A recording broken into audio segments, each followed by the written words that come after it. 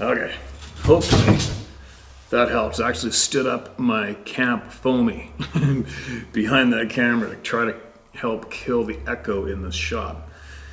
And I can't open up the shop doors because my neighbor, bless his soul, such a good man, retired. He's done it all. He's owned a huge logging outfits, mills, done all sorts of stuff, hand built all these old Model T cars from rust shells, hand built them all the way up by himself and painted them. I don't know how he learned how to do all that. Had a plane, and he's retired. He sold the mill down the road, and he has a whole bunch of log equipment in the yard still. It's kind of funny. I don't think those hard-working old boys, they just can't stop. And he has his skidders fired up right now. I don't even know what he's doing. He's always doing something with his toys in his yard, his equipment. And he's out there in the next pasture over doing something with it. I haven't a clue what. So I can't open up the shop door, otherwise the motor sound from his, you can probably hear it now, from his skidder. Anybody who's not familiar with a skidder, Google it up. It's a big chunk of equipment. So anyway, I could talk to that man for days. I love talking to our senior people of society. They know more, they're much wiser, and they're usually filled with just a wealth of knowledge, right? Anyway, gonna get my voices heard. Sarah's still away. She's back east in New Brunswick, visiting the family. I had to sleep in today. I just beat the crap out of me. We had something really weird sounds in the next lot over last night. Kids woke me up. I'm out there in my underwear with a rifle, walking around trying to figure out what it was, but the horses weren't freaking out, and that's how I gauge for me. If the horses aren't freaking out, I'm good. The horses didn't really seem to give a shit. I don't know what it was. Maybe some kind of weird bird. I don't know. I think we got a video. We recorded the sound, but whatever. So I went back to bed, but either way, like I ended up getting 2.5 hours sleep, and then I was up at 4:30, and then I drove for an hour and a bit. And then I hiked a mountain, filmed the elk, found some elk, and then came back. So I was beat. Had to sleep last night. Tried to sleep in this morning. Still hasn't rained. Still dry as dry. It's absolutely unbelievable. It stumped snow here a year and a week ago. And right now it's like we're living in Nevada. But anyway, I'm going to get some voices heard. And I'm going to be up again at 4:30 tomorrow morning, and a friend of mine and I, we're going to go really hunt down some monster elk tomorrow. And hopefully call some in and get some wicked video. That's what I'll do tomorrow. Of course, I'll share it all. But in the meantime, here we go. Some more recent ones, all right? The emails are really piling in, it seems lately. It doesn't really come, it's steady nonstop. There's emails coming in every single day. But they just don't stop. Oh, did he shut down his skidder? Sounds like it. Might be able to open up the shop door. You know, if I do, he's going to start it up again, right? Well, let's try this right now anyway. Okay, listen to this, you guys. Young men having fun on a military base. Hi, Steve. I try to watch all your videos, but on occasion I miss one or two. Having said that, if you have read my prior email to you, please disregard. Back in the early 80s, a friend and I used to sneak on the military base to hunt and target practice. Did the same. There's a large wooded area outside of Battle Creek, Michigan, called Fort Custer. Okay, I'm going to try to open up the shop. All right. Okay, let's see if he keeps it shut down. It's weird how that helps. That shop door really makes a difference with the echo. Now, sorry about that. One day we decided to take my red-bone coonhound into the woods on the base and let her run and use her nose. We got a couple hundred yards back into the woods towards a hollow that basically had a swamp in the bottom. As Lady, my red-bone, ran down into the hollow, we heard what I can only describe as a loud scream and a howl. We also then heard footsteps, loud splashes, as if something was walking through the swamp at the bottom of the hollow. We both looked at each other in sheer terror. I asked what the blank was that. Just as I asked that question, a lady came up hauling ass and blew right by us. Just a few weeks prior, the local newspaper, the Battle Creek Inquirer News, ran an article of a state police trooper seeing Sasquatch while he was on patrol in the area. We did call the newspaper and told them what we experienced. They ran the article, and at the bottom of that article, they said what we experienced was a crane. And the splashing that we heard was nothing more than the tips of the bird's wings tipping the water as it flew away. We both read that article and thought, bullshit. A few weeks later, ironically, one of the major networks ran a Bigfoot special on TV. It had live recordings of the sounds that Bigfoot makes. We both went white as a sheet when we heard those sounds. Our girlfriends, who never believed us to begin with, made mention of our facial expressions when we heard those recordings on the television. I'm writing this to you a second time, just hoping to get your opinion. Would you think that we heard a crane back in the woods on that military base?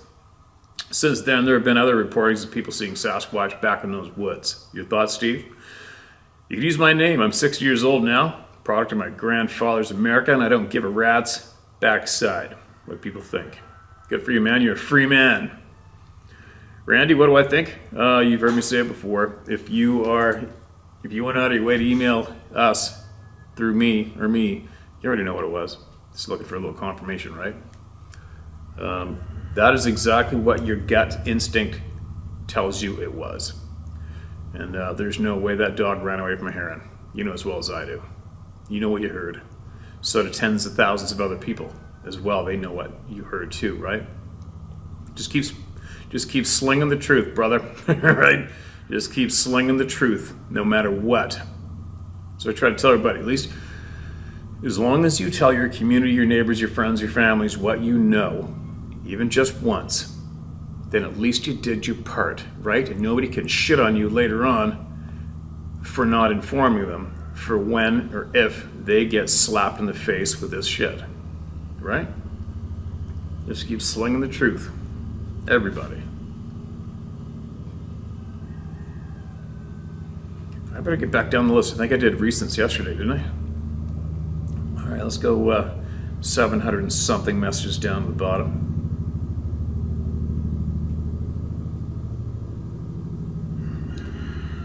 Many puzzle pieces. Okay, hold on a minute. I read that one.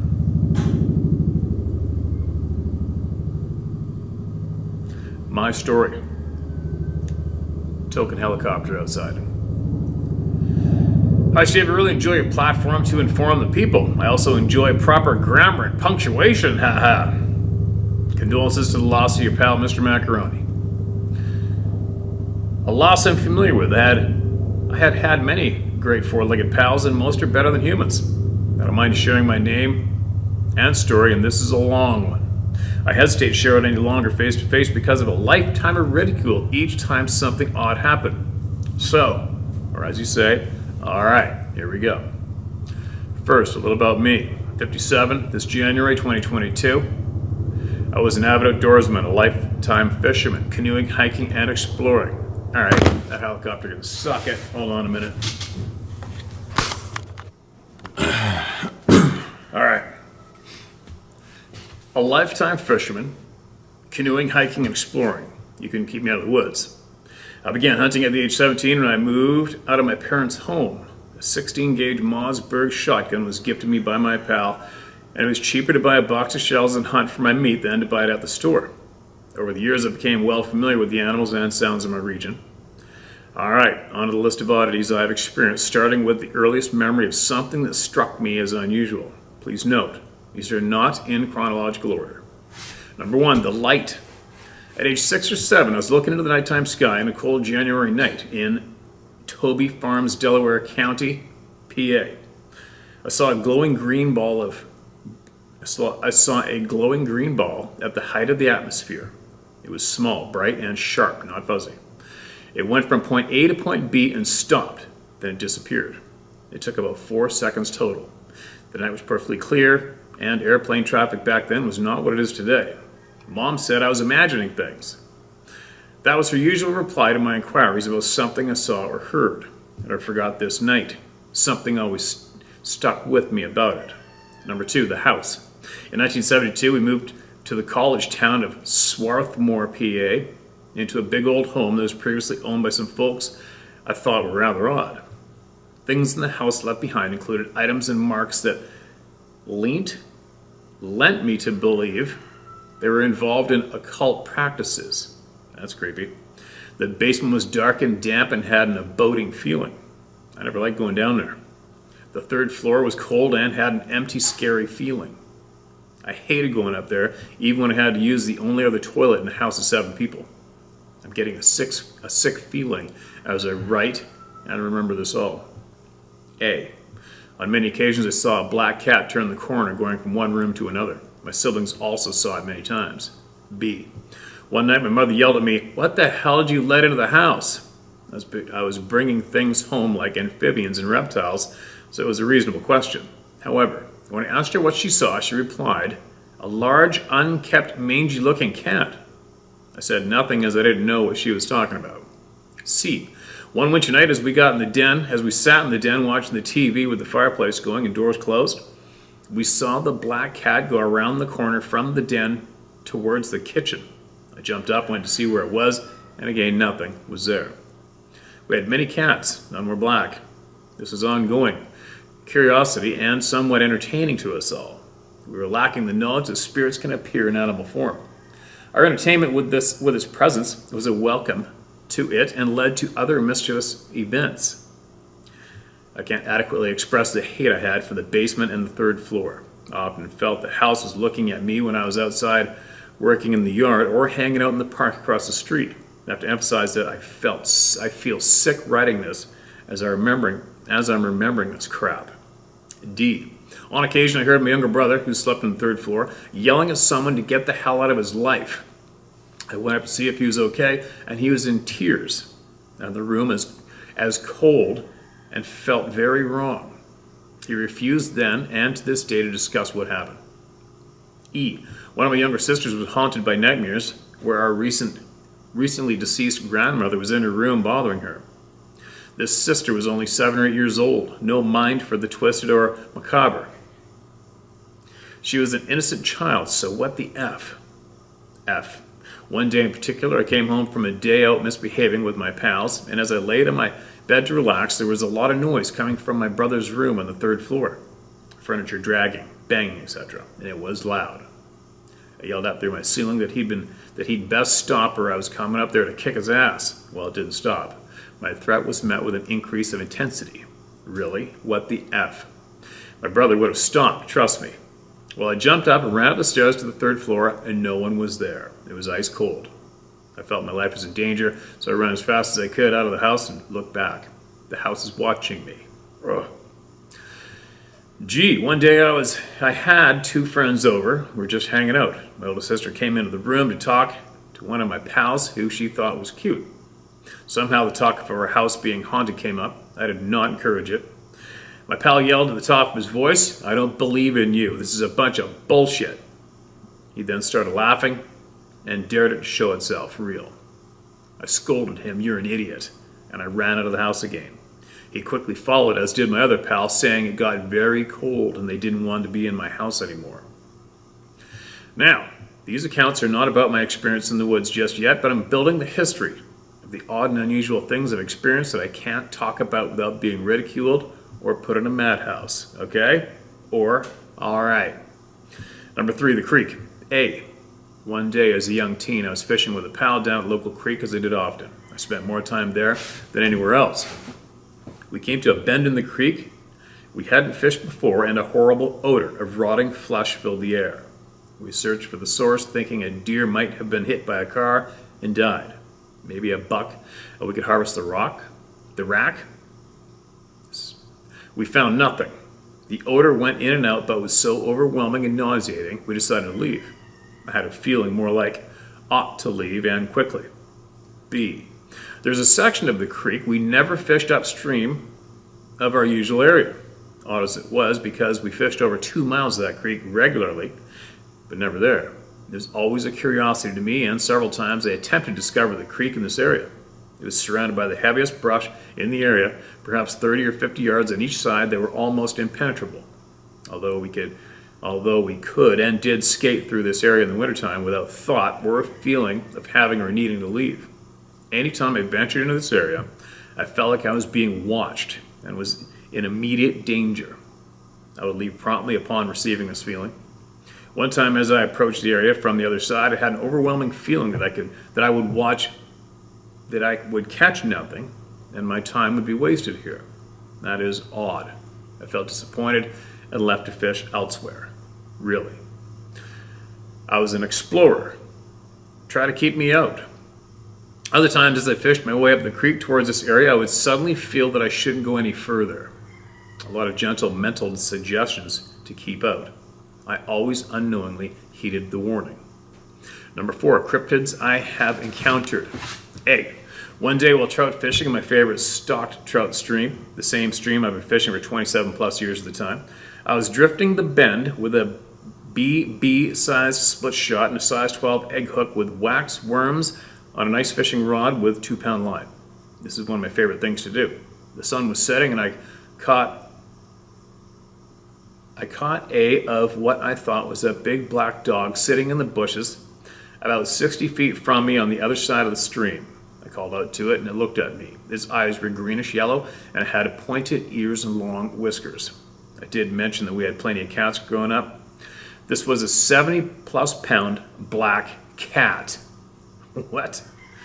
I reported the sighting to a local game warden and was summarily dismissed. I didn't speak of it for some months. I had a fishing pal who was always there with me, not this day. I thought to tell him one day, and he said he saw the cat as well. That's cryptid number 1. B. One day while sitting at a traffic light in a heavily populated area, I was looking across the road watching a police officer issue a ticket. While I was focused on him about 6 yards away, there was a movement in a bush on the side of the road behind his vehicle on the other side of the small bridge that went over a small creek. I was curious enough to keep watching as a dog-like creature that also looked like a mini kangaroo with a very odd-shaped muzzle and black and white striped rear legs came up from the creek. The light changed and I wanted to go across the highway rather than turn left to go home so I could pull over to look for this thing.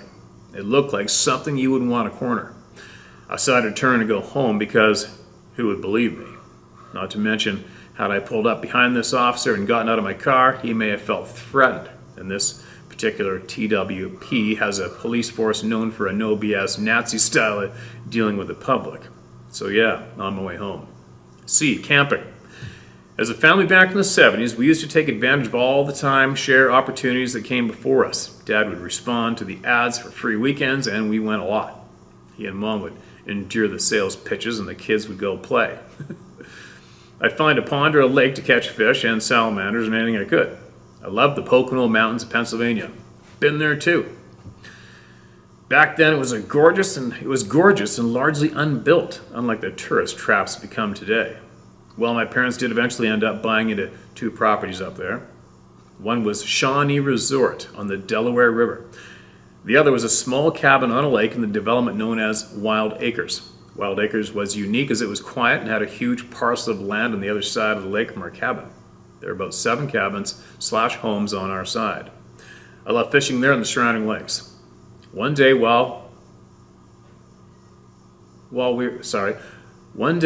we were there, my brother and one of my younger sisters decided they were going to canoe across the lake and camp for the night. As they were setting up camp, they heard a lot of movement in the brush and small trees just outside of view. It was dense forest then. They thought nothing of it. Why would they?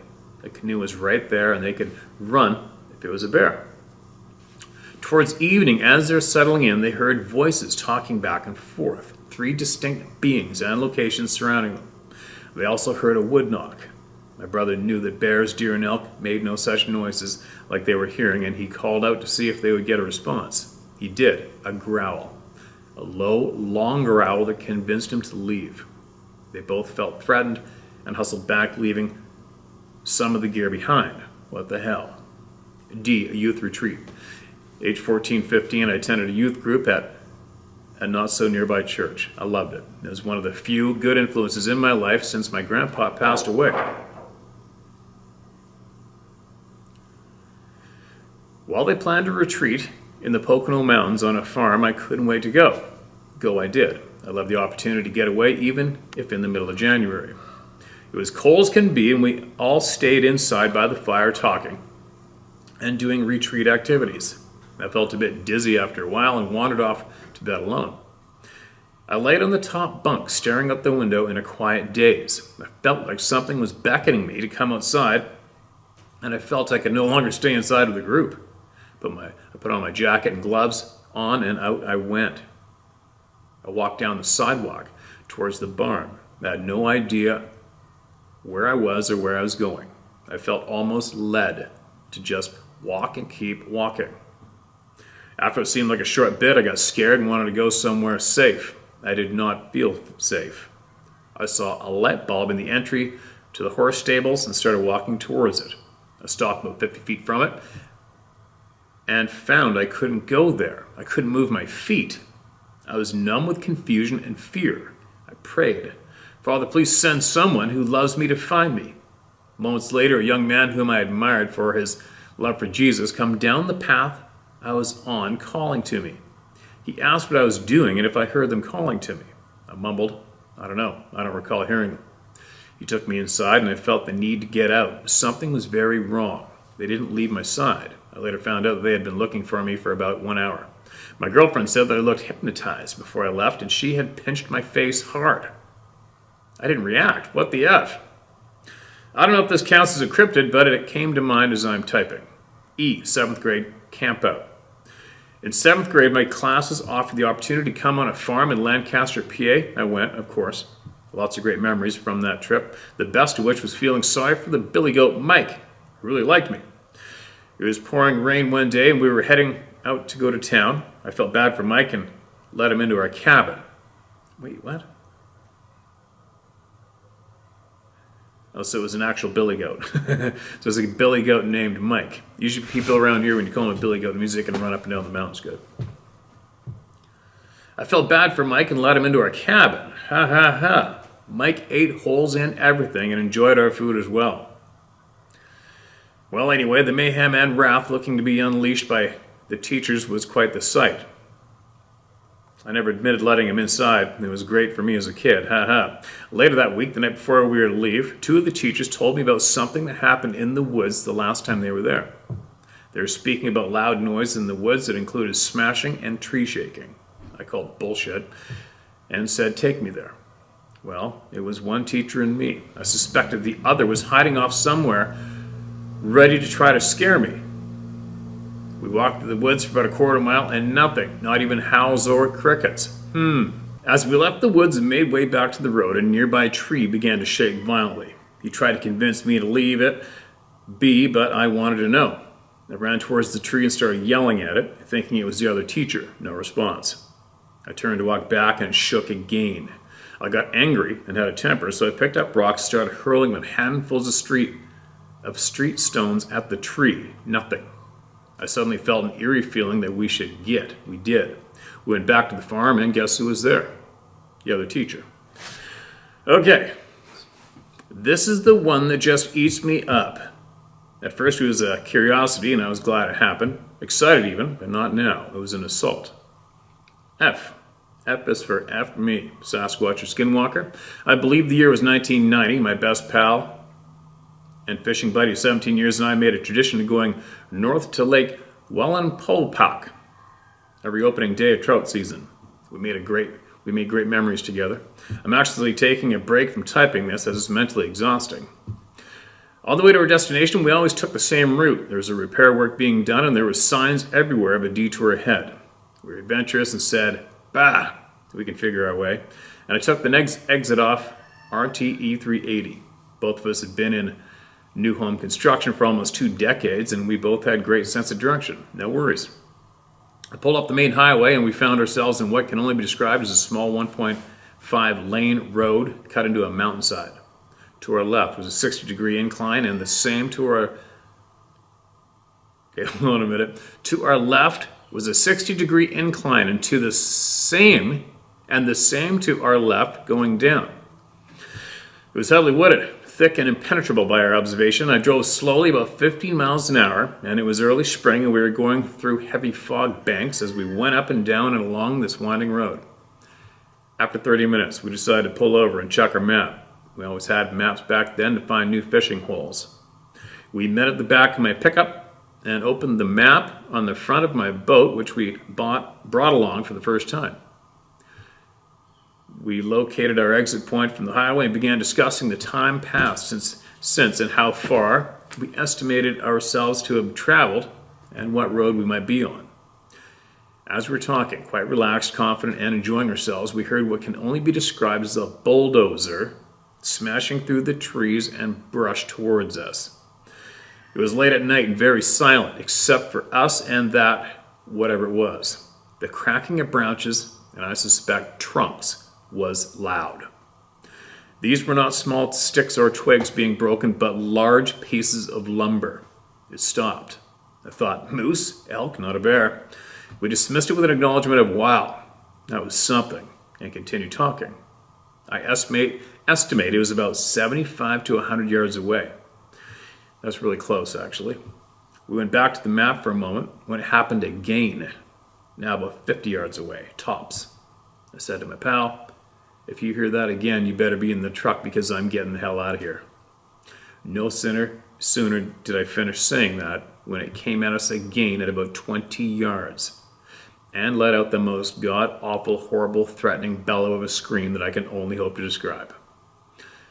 It started out lower than any animal could have and louder than any animal could have. We felt it in our bodies and the windows on my truck rattled. That's frickin' amazing. And that is basically the same description time and time again. I don't want to experience that. It went on long and loud with a rising pitch and finishing off to what I can only call a woman being torn to pieces. Said basically every other person who experienced that. Louder and longer than humanly possible. Longer and louder than anyone could ever believe. The message was clear. Get off my mountain. Next thing I knew, we were driving away saying, what the hell was that? My buddy, who was a smoker and a drinker, he did plenty of both that night. The next morning at the local bait shop, I asked if anyone had ever encountered or been told of such a thing. I thought surely these fellows live here, they know. I was met with chuckles and ignored. Really. We enjoyed our trip and did well catching many nice fish, as we always did. After returning home, I began to tell people I knew who knew me well enough and who were also outdoorsmen, and they all called BS. You heard a bear, you heard a bobcat, etc., and so on. I kept quiet after this and only told it at family gatherings as a story to entertain, expecting nothing. Now I don't even do that. I know what's out there. We live in a matrix, a society created by they who desire to control our thinking and our lives. I'm in the city now. I don't go to the mountains anymore. I see the matrix, and I'm doing what I can to open the eyes of those I love. Thanks for your platform, Steve, and never give up the podium. I've included a picture from Google Maps of the area where this thing assaulted us verbally and emotionally. I enjoy your opening videos and music and all the wilderness you share. I was meant to be a mountain man, but I married a city gal. The woman of my dreams. She keeps me on my feet. She keeps my feet on solid ground and makes me want to be a better man. You live in the dream, brother. Take it easy and keep the beasts off your property. Michael Nino, Upper Darby, PA. Scranton. I remember driving through Scranton. There's the map. Anyway, guys. Many will be familiar with that area. Many won't. Kind of funny. I don't really think about it too much, but I sure have been to a lot of places in the States. When people write in and tell me where they were, and I'm like, oh, I've been there, I've been there, I've been there. It's kind of funny. That's a handful of shit's going on in a lifetime, man. You know, the stuff that went on in the beginning of the story, the stuff that, me personally, I'm just not into it. I'm not into it because I don't want nothing to do with that shit. I'm not familiar with it, I don't have it in my life, and I don't want it in my life. And so I don't have any input for that sort of thing going on inside of a home. I just don't. I don't look into it. And I don't have many people who talk to me about it. So you put the scream rattling your body in your windows of your truck. That is something else, right? How many people have experienced that? Too many. Too many.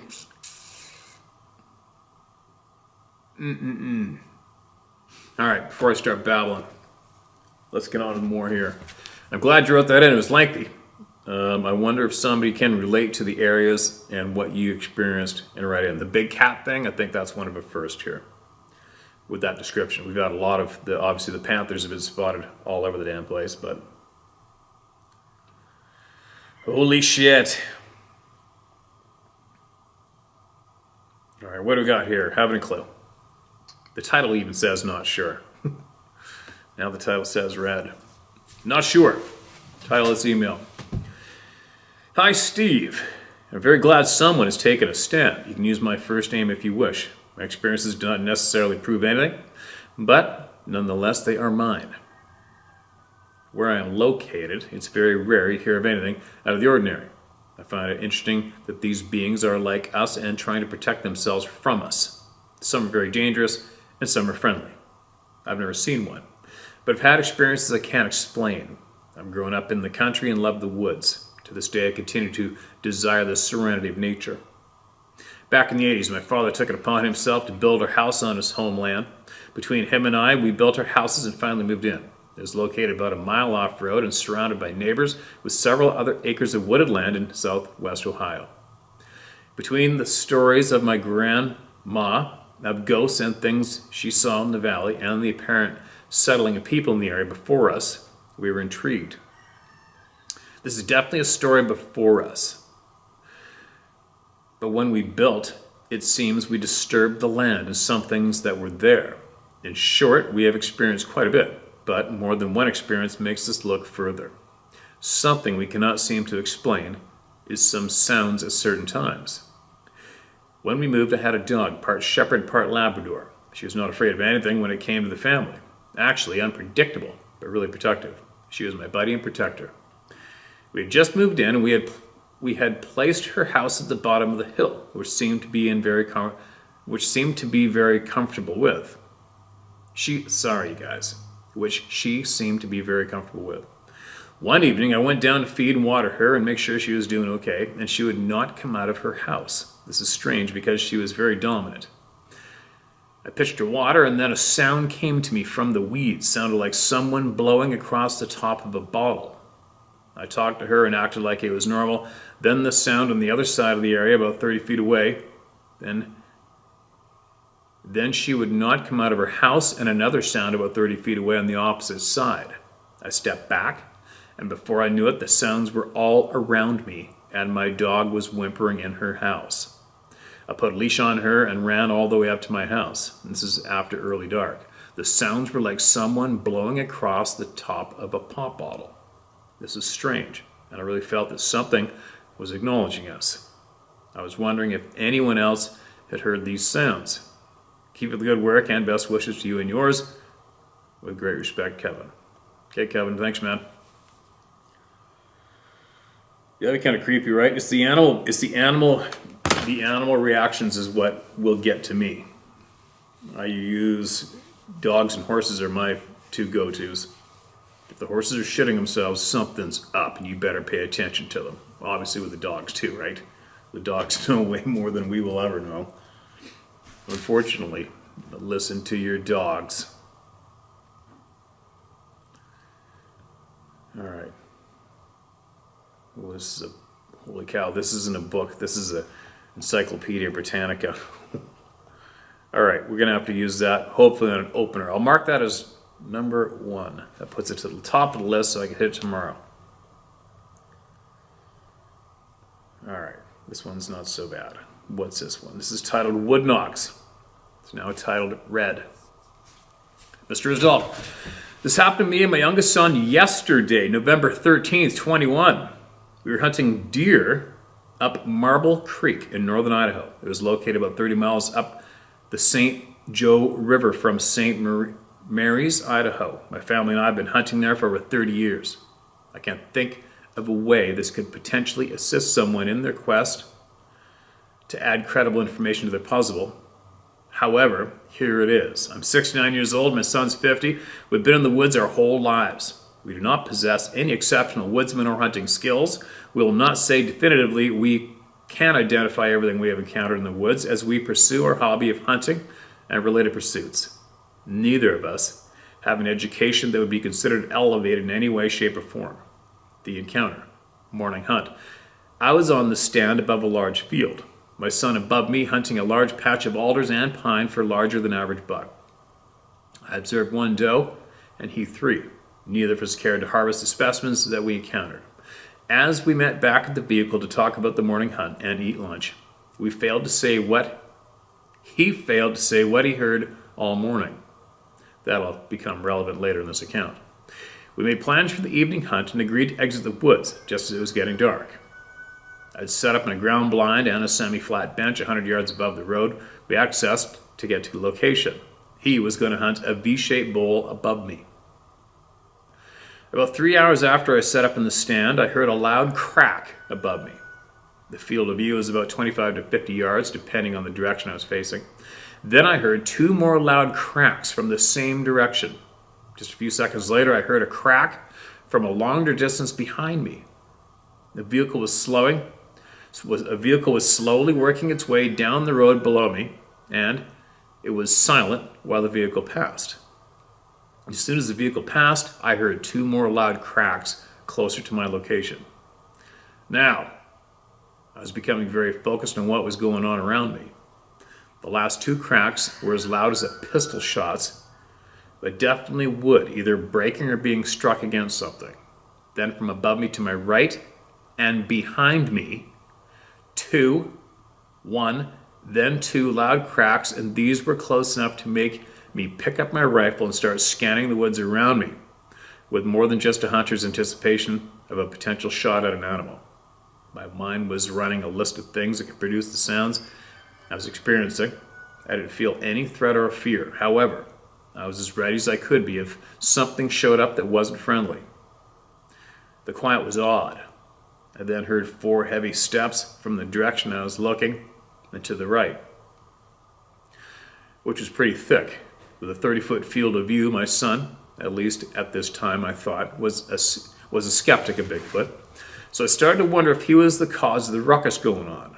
Immediately the thought come, There is no way he could move the distances to produce the sounds I was hearing and with the volume I was hearing them. We hunt in full camo, matched to the timber, and greenery we hunt in. Yet I was aware that whatever was causing this knew where I was. These events continued for another hour, always in patterns. The cracks would occur 1-2-1 or 2-1-2 patterns, with 1 3 count and 1 4 count event happening only once. The footsteps would be 3 to 5 steps and then silence. I had trouble understanding how they could sound as heavy as they did.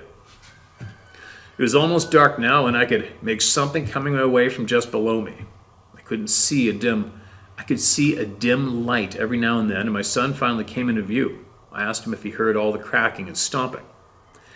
He made the comment that the loud cracks had followed him all during the morning hunt. He told me that he had entertained the thought that I might be the cause of all the noise going on, to joking with him. Sorry, I'm reading a little off this morning. I don't know why. Then he arrived at the same conclusion I did. I could not have covered the distances or had the physical capabilities to perform the noises he was hearing. He did say he did not hear any footsteps. While we were talking, the cracking seemed to be coming from at least 3 directions around us. And this is where he drops the bomb on me. He told me, last year down the road where it bends, not 300 yards from where we parked the vehicle, he observed a man climbing the opposite ridge faster than what he thought would be possible for someone to accomplish. He said it looked like a man wearing a poncho with the hood up. He was swinging his arms from side to side as he progressed up the ridge. The road progresses around the corner and has a turnout at the top of this ridge. My son was on his four-wheeler, so he quickly covered the half mile to the turnout and discovered there was no vehicles parked there. If it was a hunter, no one was around. Then he tells me, Dad had been on that ridge and I had to sling my rifle on my back and use both my hands to climb up to the road. My conclusion is that Bigfoot does exist. These are the details I'm able to relate. I apologize for the length of this account. I'm an ex-police officer. I hope this is enough detail to answer any questions you would have. You can use our names as we really don't give a flying poke at a rolling... You can use our names as we really don't give a flying poke, a rolling donut, what anyone else thinks. Rusty and Josh Wadsworth. Wow. And there you go. 2 more members of the Club of No Return. Email us through me. So many people.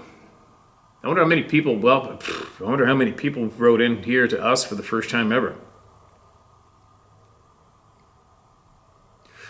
I'm getting close to have to touch bases with a few scientist friends here pretty quick. I might email them this evening and see how far along I am and how I'm going to start to deliver information to you guys, knowledge that they've acquired, which I'm going to. And see if it's time to somewhat get that ball rolling. I have not been saving any information in one place. The information is all in very safe places, but I have not saved them on any of my devices and put them in one place and organize them yet. But won't take too long. Just have to make sure it's all going to make sense as it's delivered and carry on that way. And I have some other questions for some other scientists unrelated to this information package I want to touch base with this evening and see what they have to say as well, not only on this topic but on other topics. So I'm getting that ball rolling shortly. After this, I'm going to put on some shorts and climb on the roof of the man cave shop, and I'm going to hand paint the frickin' roof. Why? Because then it'll be a lot cheaper to change the color of the roof in the shop by paint than it is by hand. I mean by buying new panels. That'll cost thousands. So that's what I'm going to do today. What else I want to tell you guys? Quick off topic, with all the shit going on the planet, and there's a lot of people, so many people say, God's coming. God's coming soon. He's had enough. Things are getting so intense and so crazy that he's going to step in and he's going to take care of everything. And how many people out there say that, share that, It's really overwhelming. I get emailed into me nonstop. And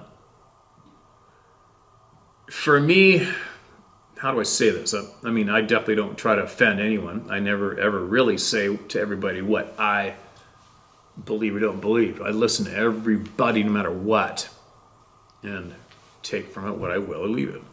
But one thing I can share with all of you with confidence is, remember, one of the first things that I felt when I climbed on top of a frickin' ridiculously huge mountain in the middle of remote northern British Columbia in the Rocky Mountains, where it's just no human beings forever. You climb on top of one, you stand on top of one of those mountains.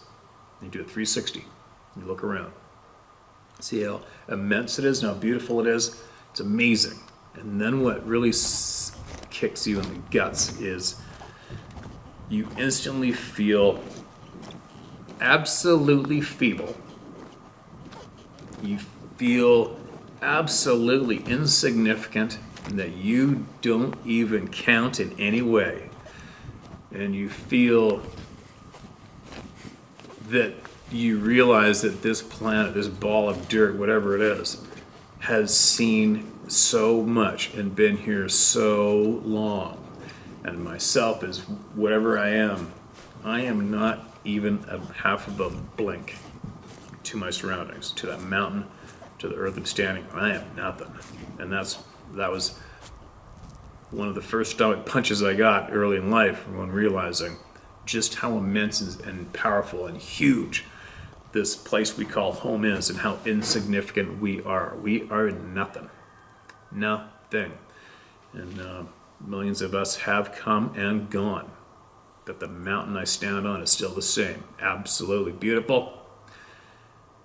Who knows how long it actually really true, how old it really is. And it just gives you a different perspective on life, right? What's going on. So, get back to what I was opening up with. I actually Googled up because, you think about how bad things are getting, but you got to think about how bad things have gotten for people, not here in North America, but other places. And you got to wonder, well, how come nobody rose up to save their asses? Right? And that's going to be the simple answer. And listen, you guys, don't be getting offended.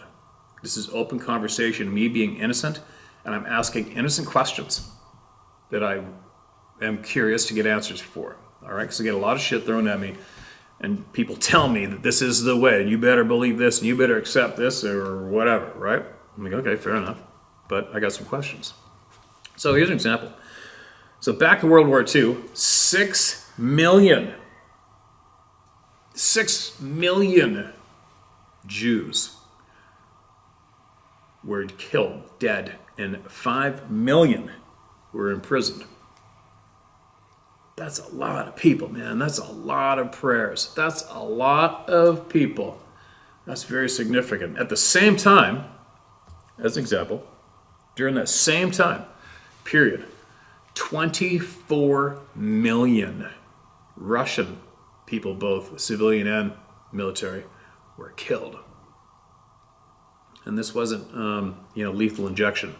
This was deaths of horrific proportions that can only be described as absolute hell, right? The various ways of death, all these millions of people experienced most horrific, disgusting, horrible, satanic. I don't have the vocabulary to fully deliver it. You cannot think up a worse scenario, and it happened. But how come nobody rose up then? That's an honest question. Imagine all those people, especially the Jews. I mean, they all lived in flourishing businesses, most modern uptown communities, and systematically and rapidly, they started being attacked. The population started getting manipulated against them. They started getting spit on, kicked, and punched in the street. The next 6 their businesses were ransacked, ruined, taken from them, their homes were taken from them, and then they told them to pack up their belongings. They started marching them down the road, spitting on them, kicking them, punching them. And then they marched them into those train cars, right? All their belongings went into one and they went in the other. And off they went to go get killed. Now that's I'm saying that as an example of shit's getting bad. right? So just imagine, put yourself back there then, and you're looking at your family saying, shit's getting bad. Shit's getting bad here. Like, this is getting really bad and I'm nervous. This is getting so bad it's ridiculous. Now, I wonder what it would be like back then to be saying that, and then have a handful of people say it's in God's hands. Just leave it in God's hands. He's going to rise up, and he's going to make those bad people pay, and he's going to put an end to this. Well, it didn't happen for them. And that was significant numbers, and that was significant hell on earth, right? So, I'm not sure what I'm trying to say. Maybe I'm talking clear, maybe I'm not, but then I'm not denying the existence of God. I'm asking honest questions. That's what I'm doing, and I'm giving examples of truth, of facts, of what has happened in our past as human beings. So, what I'm saying is, when I'm standing on that mountain, when I'm in those mountains nonstop on what is I consider the real world, which I've been given, I know that I don't count and I am nothing. And I will come and I will go, and there isn't a stick or a rock or a tree around here that's going to miss my ass. It's just not. And I wonder if, what am I saying? I guess it's like the people that are dying right now, the shit sandwiches that are being dealt to every one of us, one after the other. Well, do we even count? Like, do we count? Who's coming to save our ass? If I look at the past history of the world, nobody has come to save anybody's ass except for the people, from what I've seen so far. Prove me wrong. Show me I'm wrong. Deliver me something to prove me that I'm wrong. But from what I can tell, it's choice. We all have a choice so far that I can see to make a difference. That I haven't seen anyone sit down on their ass and do and say nothing, but so-and-so's coming to save us. Just leave it in their hands. Because they haven't yet. Nobody has risen up and come to save anybody's ass yet in our history except for the people.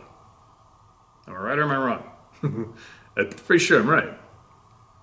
So, the past examples of hell on earth have come and gone. Nobody rose up. No one from anywhere rose up that we weren't familiar with or never even saw before. They didn't. So, I don't know. I'm not confused. Sometimes I just get I get a lot thrown on my plate, a lot of thoughts, a lot of people are really chanting at me that it's in God's hands. He's coming. It's all scripture. End of times is here. The signs are here. Well, the signs were really here for those 30, 40 million people just a couple of generations ago. The signs were really present then. Nobody rose up and saved their asses. Why not? I wonder why not, right? So, I guess what I'm saying at the end of this ridiculous little rant that probably doesn't make any sense is it's up to you. From what I have learned so far and what I can see, it's up to you to make a difference. And nobody else. And there's no one else is going to save your ass but you. Right? And that starts with knowledge, and that starts with all the people realizing that they control the future and they own the power and to do the right thing. And everybody's got the choice to do the right or the wrong thing. Right? Anyway. Babbling. I just hope that everybody chooses to do the right things, shares knowledge, speaks openly, and realizes that it's up to you to stop the nonsense and the horseshit going down at any time. It's up to you. So there. Anyway, I gotta get rolling. That's a bit of a babble, wasn't it? I wonder if it even made sense. I'm gonna post it anyway, but too bad I wish I could take everybody, one at a time, and stick your ass on top of a huge mountain on a blue bomber clear day in the middle of frickin' nowhere on the face of this planet. Just stand you there. Just stand you right over there by yourself. And see how important you feel you are then, right? Feel how significant you are, and then try to figure out who actually really truly cares about your ass on the face of that mountain right now, and what is going to miss you right now if you disappeared. We aren't much when it comes to this planet. We aren't really that much. We are a blink. We're going to come. We're going to go. Anyway, babble, babble, babble. Share knowledge with each other and stand up and fight against what is not right. Because nobody else is going to. All right? Don't turn the other cheek. Try not to gaze at honest knowledge being passed on to you like a drooling window licker and then just walk away doing and thinking nothing. There's too many people doing that, and it's really upsetting. But there's nobody else is coming. Nobody's coming to help your ass but you and your community that you can create, right? Anyway, how's that for a babble? Talk to you guys shortly. I gotta go. I gotta get this body moving.